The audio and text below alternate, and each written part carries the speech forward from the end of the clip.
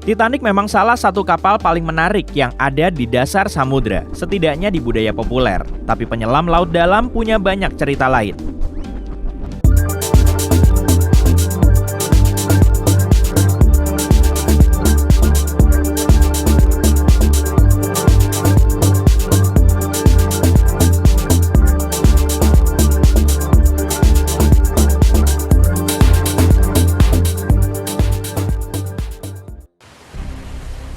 April 1912, Richard pergi ke Southampton, Inggris, naik kapal paling terkenal pada masanya.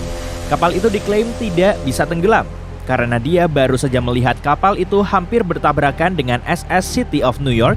Dia menulis surat untuk istrinya dan menceritakan peristiwa menyeramkan barusan. Dia menulis, "Sayangku Sal, kami berlayar kemarin setelah terjadi banyak masalah." Tapi ternyata, 4 hari kemudian, pena dan kapal yang dia tumpangi hilang selamanya di dasar Samudra Atlantik Utara. Apa ini semacam pertanda buruk? Apa sebenarnya Richard tahu kejadian yang bakal menimpa kapal yang dia tumpangi? Kalau kamu belum paham, Tuan Richard Geddes naik Titanic pada hari dia menulis surat untuk istrinya. 14 April 1912, kapal itu hilang selamanya. Ada banyak rahasia dan harta karun dari Titanic yang terdampar di dasar samudra.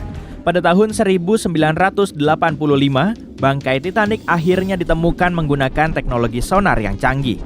Karena mereka berhasil mengangkat ribuan barang dari Titanic, banyak yang akhirnya dipajang atau dilelang. Perhiasan, pelampung, menu restoran kapal, dan bahkan sampel karpet kabin kelas 1. Barang-barang ini menarik perhatian publik, seperti banyak cerita para penumpangnya. Saintis bahkan berusaha membuat strategi untuk mengangkat Titanic agar bisa dipelajari dan enggak semakin rusak di dasar samudra. Ada yang menyarankan bangkainya diisi bola pingpong agar mengambang. Ada juga yang bilang isi dengan 180.000 ton vaselin.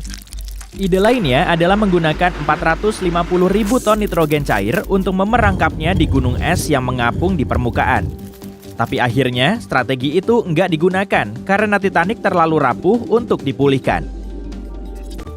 Titanic memang salah satu kapal paling menarik yang ada di dasar samudra, setidaknya di budaya populer. Tapi penyelam laut dalam punya banyak cerita lain. Kadang ada juga pesawat yang terdampar di dasar samudra. Penyelam laut dalam di Oahu, Hawaii menemukan bangkai pesawat F-4U Corsair yang sepertinya jatuh ke laut tahun 1946 karena kekurangan bahan bakar. Kalau menyelam cukup dalam, kamu mungkin akan menemukan patung dan artefak yang hilang. Seperti yang ditemukan di satu-satunya taman arkeologi bawah laut yang lokasinya di lepas pantai Napoli, Italia. Di sana ada reruntuhan kota Romawi kuno, Baia. Patung bawah laut ini keren banget loh. Ironisnya beberapa peralatan yang seharusnya mengangkut kita ke bulan sudah lama hilang di dasar laut. Kok bisa? Berawal dari akhir tahun 1960-an dan berakhir di awal tahun 70-an. Banyak roket Apollo diluncurkan untuk mengorbit bumi dan bulan. Saat mencapai ketinggian 61 km, bagian pertama pesawat luar angkasa termasuk mesinnya harus dilepaskan. Orang-orang mengira komponen ini hancur atau hilang. Tapi kenyataannya pada tahun 2012, tim ahli menemukan sejumlah mesin roket sejauh 4 km dari lepas pantai Florida. Sejak itu, mereka melakukan rencana restorasi 2 tahun dan sekarang dipajang di Museum Penerbangan Seattle. Kebayang nggak bagaimana rasanya menemukan kota bawah laut? Tahun 2001, sebuah kota yang hilang ditemukan di Teluk Cambay di lepas pantai India.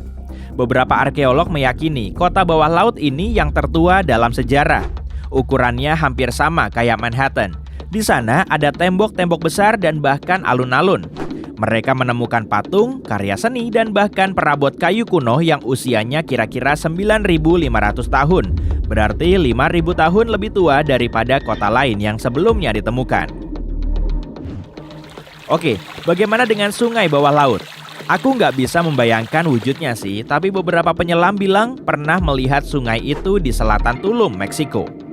Sebenarnya, Gua Cenote Angelita bukan benar-benar sungai, melainkan semacam ilusi optik. Sungai ini terbentuk oleh halocline, awan hidrogen sulfida di dasar gua bawah laut. Ternyata kita bisa menembus awan ini dan merasa kayak berenang di badan air yang mengalir.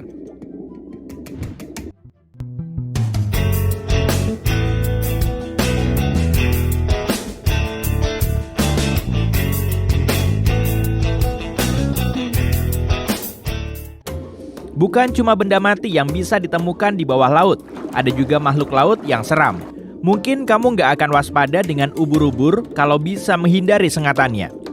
Tapi ubur-ubur raksasa yang disebut ubur-ubur surai singa ini adalah spesies ubur-ubur terbesar. Ubur-ubur ini bisa ditemukan di perairan Arktik, Atlantik Utara, dan Utara Samudra Pasifik.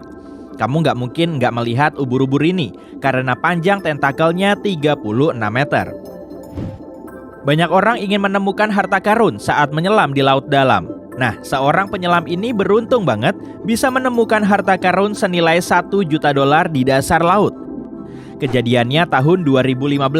Waktu itu si penyelam beruntung ini berenang di lepas pantai Florida. Temuannya berupa 51 koin emas, rantai emas sepanjang 12 meter dan 1 koin langka yang dibuat untuk Raja Spanyol, Philip V. Oh iya, soal mencari harta karun, penyelam juga kadang menemukan kapal bajak laut. Mereka menemukan bangkai kapal bajak laut tahun 2015 di lepas pantai Kolombia. Kapal itu berasal dari abad ke-18. Nilai kapal yang terlupakan itu antara 4 miliar sampai 17 miliar dolar karena berisi harta karun, batu berharga, emas, dan banyak barang berharga lainnya. Sebagai perbandingan, seluruh pulau di Bahama bernilai 75 juta dolar. Kamu pasti nggak pernah menyangka bisa menemukan komputer di bawah laut, kan? Bukan komputer biasa, tapi komputer kuno. Tapi pernah ada loh orang yang menemukan komputer kuno ini sekitar tahun 1900-an di bangkai kapal yang berada di lepas pantai sebuah pulau Yunani. Peneliti meyakini gawai batu aneh ini adalah bentuk paling awal komputer. Alat ini dirancang untuk banyak hal, misalnya memprediksi posisi astronomi dan gerhana di kalender. Karena manusia kehilangan sebagian besar teknologi zaman dulu, menemukan teknologi itu lagi sekarang rasanya luar biasa. Kita bisa mengumpulkan banyak pencapaian Yunani kuno. Kalau ingin melihat, komputer itu sekarang berada di Museum Arkeologi Nasional Athena. Tempat ini mungkin jadi salah satu tempat paling misterius di bumi, namanya Palung Mariana. Palung ini adalah bagian terdalam samudra di bumi. Gak tahu sih berapa tepatnya kedalaman palung ini karena susah diukur. Tapi kira-kira 11 km dan 5 kali lebih panjang dari Grand Canyon. Lubang bawah laut besar ini pertama kali diteliti pakai tali yang diberi beban pada tahun 1875. Tahun 2012, sutradara film asal Kanada James Cameron mencapai bagian dasar palung ini menggunakan kapal selam Deep Sea Challenger. Terdapat banyak makhluk aneh di palung ini, termasuk gurita dumbo, teripang, dan hiu goblin. Nama Palung Mariana diambil dari Kepulauan Mariana di dekat sana, yang bernama Las Marianas, untuk menghormati Ratu Spanyol, Ratu Mariana dari Austria.